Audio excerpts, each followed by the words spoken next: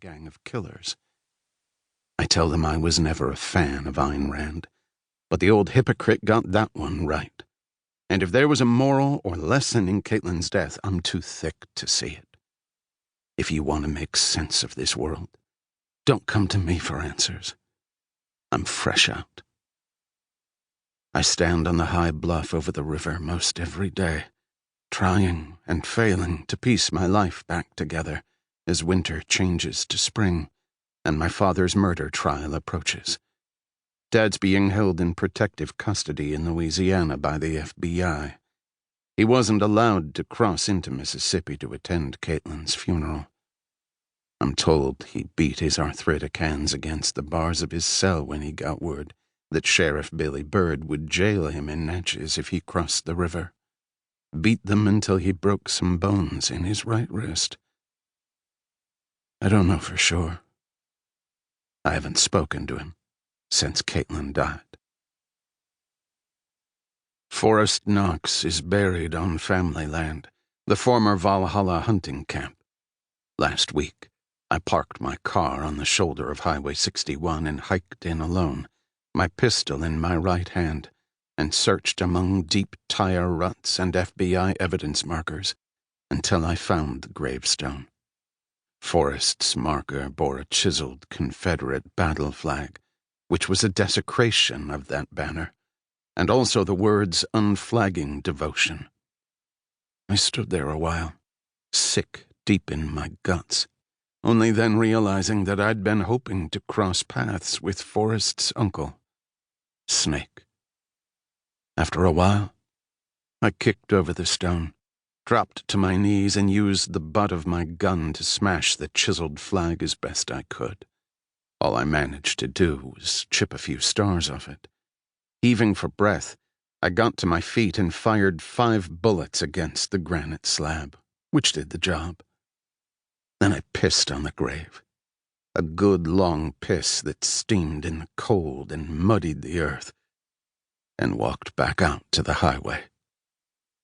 Yeah, well, if you don't want the whole truth, stop reading now.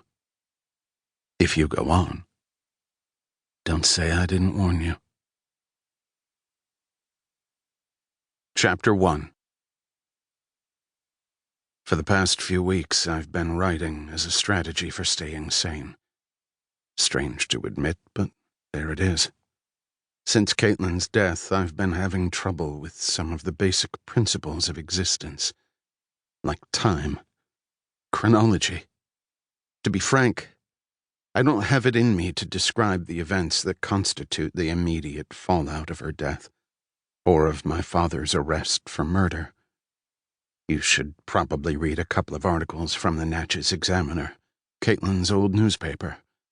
Caitlin's older sister Miriam, a corporate financial officer from New York, has been running the paper since Caitlin died, and she has vowed to stay on until the last of the Knoxes has been jailed and the Double Eagles smashed for all time.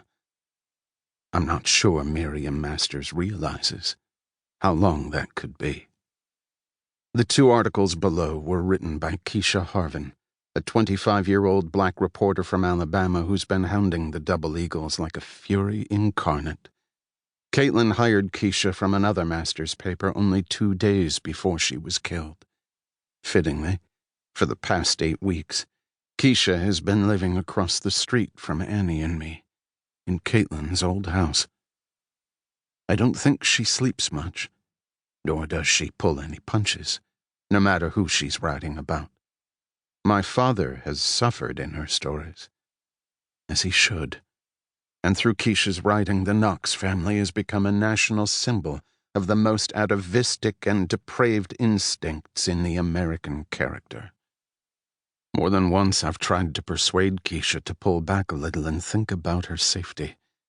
But like Caitlin, she believes that her work means more than her life. I'm not sure a 25-year-old is qualified to make that decision. But I do know this. Where good people stand against evil, sooner or later fate demands a reckoning.